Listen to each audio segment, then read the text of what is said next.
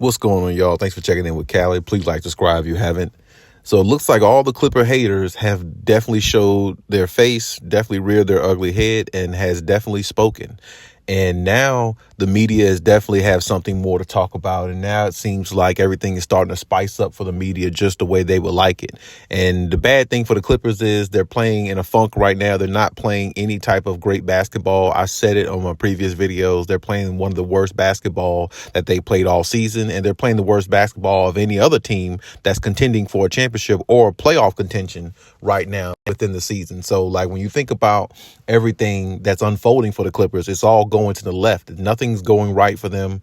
And, you know, when you hear players talk the way they're talking, looking like dazed and confused, not knowing why things aren't the way they are. And then, you know, when you hear Ty Lue say they're soft, that's how they're playing. It just all resonates in a bad, negative way for the team. And it doesn't look like, from what we're seeing, the team is actually going to be able to go on the uprise here soon. But I mean, there is some positivity. There is some silver lining. They still have 4 Hall of Famers. They still have great players on the team, great leaders on the team. And, you know, they still got each other, you know, in all situations where adversity comes in, you know, having people around you that you have to, you know, be with every day, grind with every day, and that who you believe in, if they still believe in each other, which I still believe they do, they still got a chance. You know, a lot of people are writing them off. Now, currently right now, they're in the 4th seed because the Pelicans lost, I think, last night or the night before, which by default puts them back in the 4th seed because, you know, the Clippers, they have one loss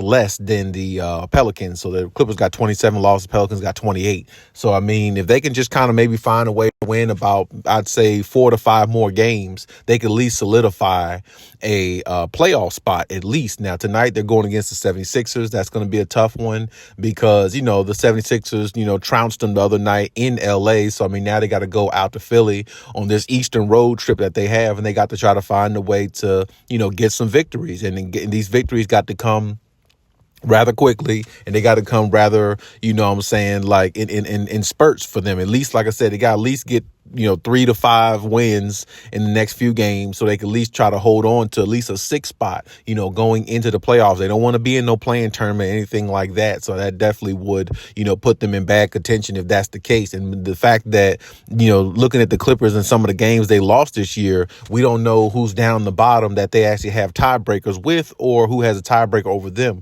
I know the Lakers are one of the teams that have a tiebreaker over the Clippers. I'm not sure about the Kings. Maybe the Kings do. I'm not exactly sure. Maybe the Clippers got the tiebreaker over the Kings. I mean, that's debatable. So, I mean, it's like you don't want to get into that type of situation. So if you could win about, you know, at least 4 to 5 games, you know, within this 9-10 game stretch, you know, that can at least probably keep them at the 6th seed where they don't have to be subdued to be put into the playing tournament, you know, and that's really where the Clippers would want to go, because that would just be an utter collapse if they actually went from first place at one point in the season all the way to the playing tournament. That would just be a mind-boggling type thing, and it might actually mess with them mentally, and that would actually hinder their chances from winning a championship. See, these are the type of things you don't want to happen. But like I said, the Clippers are not playing the way they should right now. They're playing with no identity, as they say, and they're playing like they're not really in tune. And like I said, I don't know if it has anything to do with just them not gelling or right now, or is it, you know, it could be some contractual issues. Sometimes, you know, in situations where, you know, players don't get re-signed and things like that, their mindset is not in it the way it was. You see what I'm saying? So, I mean, Paul George didn't get an extension.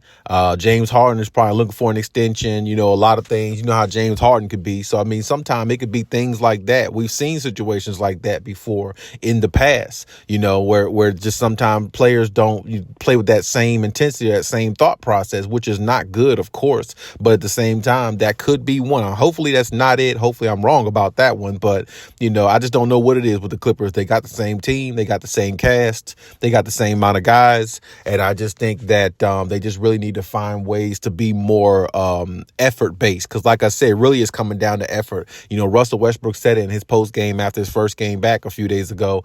It's not about the X's and O's. It's about effort. If you go out there and play with the effort that everybody know that you can, if you go out there and play with the intensity everybody know that you have within your game, there's no reason reason why you shouldn't be winning, because there's no reason why that any team really should bother you in regards to what you're doing, because you have a good enough team to go out there and win. You have a good enough team to go out there and beat anybody. I mean, you won 25 out of 30 games in like 2 months, in a several month span. I mean, so the Clippers definitely are good enough to beat any team that they step on the floor with. That's not even really debatable. So, I mean, as much as the media wants to sit around and talk and say all these negative things about the Clippers, especially people like Shannon, who gets on my damn nerves. I mean, his gay ass just might want to just worry about, other things and interviewing Cat Williams and people like that, because his opinions at this point just really doesn't even matter. I mean, really, to me, Shannon, more so, his opinion was more meaningful when he was actually with Skip Bayless rather than what it is on ESPN First Take, because most people go there probably more so just to see Stephen A. Smith, maybe a little bit of Kendrick Perkins and that matter.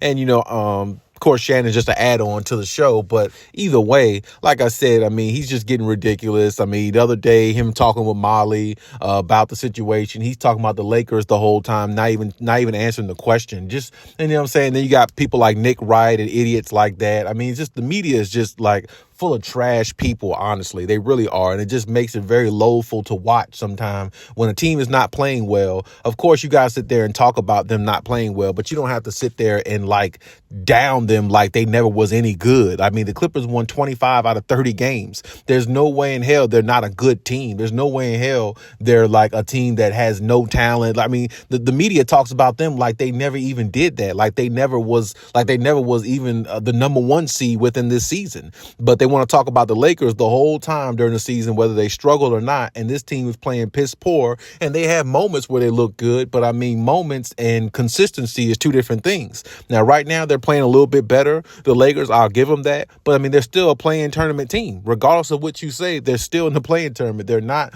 a third seed or a number 2 seed or something like that. That's not who they are. That's not where they are. So, with that being said, it's just a waste of time to really even talk about that. And it's really a waste of time to even go there. But I mean, it just goes to show like the negativity around this team is so very, very, not needed. I really hope the Clippers find a way. And if one guy on that team I know can push them to be at their best and be at his best in playoff time, it's Kawhi Leonard. I know Kawhi can do this. And Kawhi has always been the type of player where he turns it up in the playoffs. So, I mean, if he got to put that team on his back, that's exactly what he'll do. And I believe if they do get in the playoffs and maybe, get a little bit of a rhythm before the playoffs start, win a couple games, win about 4 or 5 games. If they can do that, get a little bit of rhythm, get a little bit of confidence building there, something that they could build off of. I think Kawhi, if he could stay healthy, along with the rest of them, I think they might be able to surprise some people in the playoffs and not, actually look the way they look right now. Because like I said, they're the same team they were prior to the All-Star break. So it's not like they don't have the talent to go in there and beat the brakes off people the way they were doing. So it's like, really, honestly, they really just need to focus on putting the ball in Kawhi's hands more so than anybody else's, and let everybody else really just feed off him consistently. Kawhi needs to have about 25 to 30 points every single game, pretty much going forward the rest of this season. And everybody else kind of feed off that, and which that's pretty much what they do. But they also just need 17 to 19 points consistently every single game from James Harden and Paul George every single night. If they can get double digits from Russ, which I think they will, along with him and Norman Powell, they'll be just fine. And then hopefully on the defensive end, they can get something out of Zubac, because I'm just not sure where he's at. I never really been too sure about his sorry ass anyway, because he's always shown promise, but the promise never really came because it's never consistent, and he's always been in and out. And that's the only reason why they gave him a $33 million contract, because they half-ass think about that. Tells you what they think of him anyway. You know what I'm saying? They like him. They like his potential as upside, but damn upside, we need to see consistency. So, I mean, really, that's a problem all on its own, and I'm just not sure how they're going to gel going forward. But I mean, like I said, if they can string together a couple wins, then maybe, that can build their confidence or, reignite their confidence a little bit, and then they could just go from there.